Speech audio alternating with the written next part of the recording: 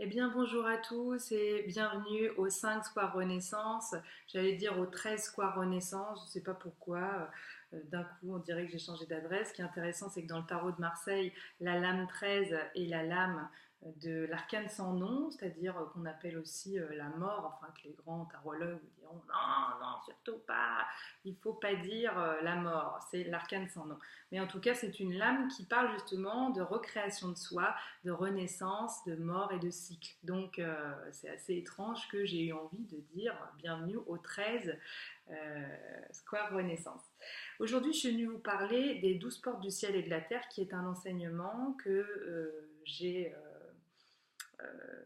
pour idée de distiller, de transmettre cette année, qui est un enseignement que je tire d'absolument nulle part, si ce n'est des étoiles peut-être, et de l'intraterre, j'en sais rien, je sais pas trop comment ça se goupille, mais en tout cas, toujours est-il que j'ai un fort lien avec cette roue zodiacale dont sont issus ces enseignements qui vraiment sont venus à moi un peu comme une évidence, puisque de toute façon, je brasse dans la roue zodiacale depuis des lustres, puisque je suis née déjà dans un foyer où ma mère est férue un peu d'astrologie, sans du tout être astrologue et sans s'y connaître véritablement, mais elle a toujours eu un peu cette passion et elle me l'a largement transmise, qu'elle a transmise également à ma sœur.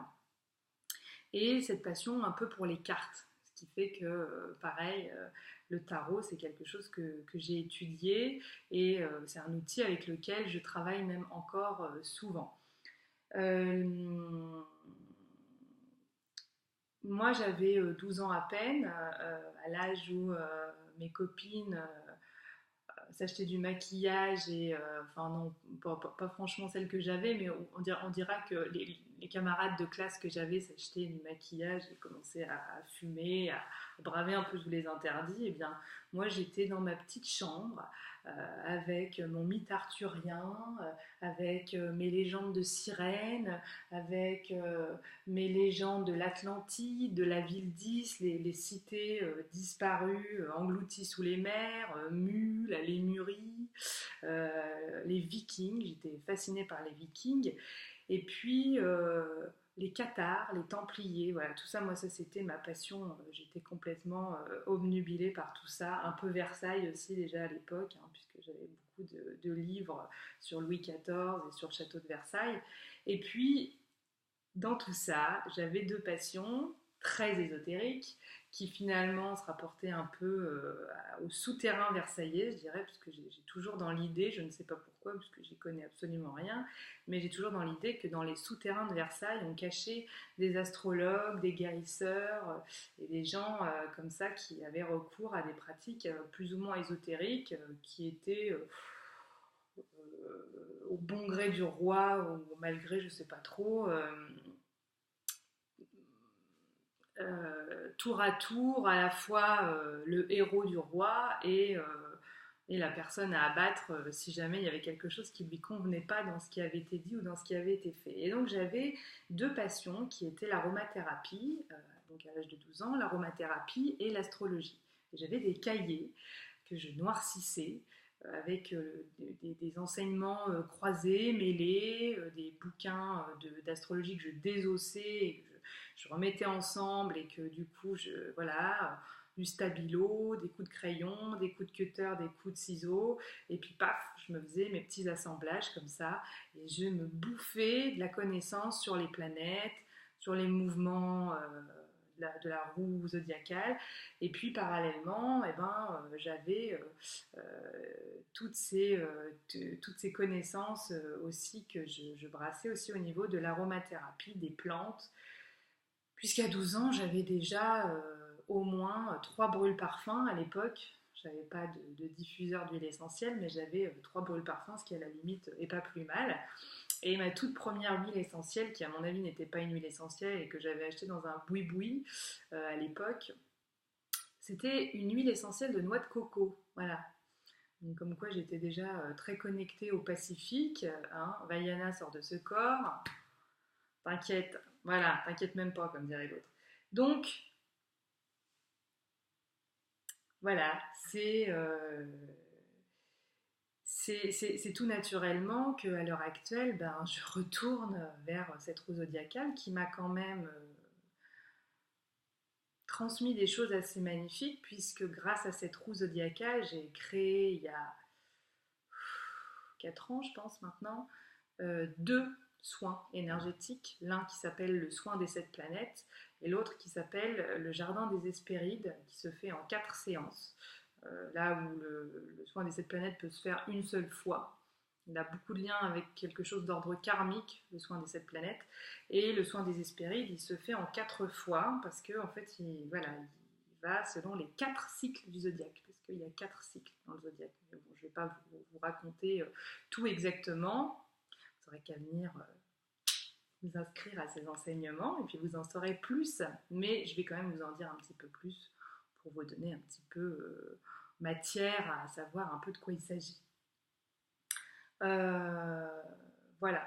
Donc moi j'ai fait 2 fois mon thème astral, enfin j'ai fait réaliser, je l'ai pas fait moi-même parce que je ne fais pas d'astrologie, hein, je ne suis pas astrologue. Voilà, j'ai fait réaliser mon thème astral 2 fois, j'ai fait réaliser mon thème karmique, donc c'est vraiment quelque chose avec laquelle, la roue zodiacale avec laquelle je vis. Euh, donc ça m'apparaît très clairement que je dois transmettre des enseignements en lien avec la roue zodiacale, qui en fait suit les saisons, qui suit le mouvement des 4 éléments, qui suit les polarités et qui nous emmène finalement dans un parcours initiatique qui va de la porte, parce que ce sont des portes, c'est pour ça que j'ai appelé ça les 12 portes du ciel et de la terre. C'est vraiment une conception personnelle, hein, cette histoire de porte. Hein. Je ne suis pas sûre que ça existe quelque part. Enfin, d'ailleurs, si ça doit. Je sors certainement pas ça de nulle part. À mon avis, je suis connectée avec d'autres qui peut-être ont cette vision-là, mais pour moi, c'est des histoires de portes en fait. Et on passe d'une porte à une autre. On entre dans le zodiaque au mois de mars et on en sort au mois de mars également. On entre par la porte du bélier au 21 mars, qui est donc une porte de feu, puisque le bélier est un signe de feu, et on termine, on sort de ce zodiaque, si tant est qu'on puisse réellement en sortir, par la porte du poisson, qui est une porte d'eau, et qui est une porte, comment dire ça, bah, voilà, qui est une porte absolument mystique, qui est une porte de profondeur, et qui est une porte féminine, la polarité féminine, puisque le poisson est à polarité féminine. Donc on rentre par du masculin, le bélier, et on sort par du féminin, c'est intéressant. Et entre-temps qu'on est allé vraiment se brasser comme ça toutes les polarités, on est aussi allé se brasser tous les éléments. Et on entre par le feu qui pour moi, donc ce parcours initiatique qui vous emmène dans vos profondeurs, il vous emmène vraiment visiter les planètes, visiter des énergies particulières. Et vous entrez par cette porte du bélier qui est une porte énergique. Le bélier, ça fonce, ça pulse, là où le poisson est beaucoup plus... le poisson, c'est une force tranquille. Le poisson, il est coolos, quoi. Lui, il se fout dans le sable, un peu comme une sole, et puis voilà, hein, il se laisse faire, il se laisse agir complètement par ce qui se passe autour de lui. Et il est vraiment dans la profondeur. Là où le bélier est dans l'impulsion, là où le poisson est dans la réflexion, le bélier n'est pas dans la réflexion, le bélier, il est dans la vie en fait. Hein, il est dans la pulsion de vie. Alors moi, j'apparenterais ça un peu à un parcours de, finalement, le bélier, pour moi, c'est quoi? Ce serait la rencontre entre le spermatozoïde et l'ovule. Cette espèce de rage qu'a le bélier d'être le premier, d'être le vainqueur, parce que s'il n'est pas le vainqueur, bah, la vie ne la connaîtra pas, tout simplement. Il restera avec les autres spermatozoïdes, stockés je ne sais pas où, puis il se fera recycler, mais certainement pas, il n'arrivera pas sur la Terre, en tant qu'être humain en tout cas. Donc c'est vraiment cette énergie de fonceur, de graines de vie en fait. Hein. Et le poisson, ce serait la vieillesse finalement, le vieux sage, arriver jusqu'à ce parcours où voilà, les choses nous glissent un peu dessus finalement, sans qu'elles nous impactent trop. Et ce qui est intéressant, c'est qu'on on ouvre avec un signe qui n'est pas double, hein. Le bélier n'est pas un signe double, alors que le poisson est un signe double. Si vous connaissez un peu l'astrologie, le poisson, il y a deux poissons, hein, dans le signe du poisson. Tout comme les gémeaux et tout comme la balance. Ça, ce sont les trois signes qui sont doubles. Et on finit par un signe double. Alors, j'ai pas encore toutes les clés, mais c'est comme si en fait on était enfin réunifié. Il y a quand même une histoire de réunifié dans sa polarité masculine et féminine. Quelque chose de cet ordre-là. Donc, ces enseignements-là, je vais vous les transmettre avec de la mythologie, donc, ce sera un rendez-vous par mois.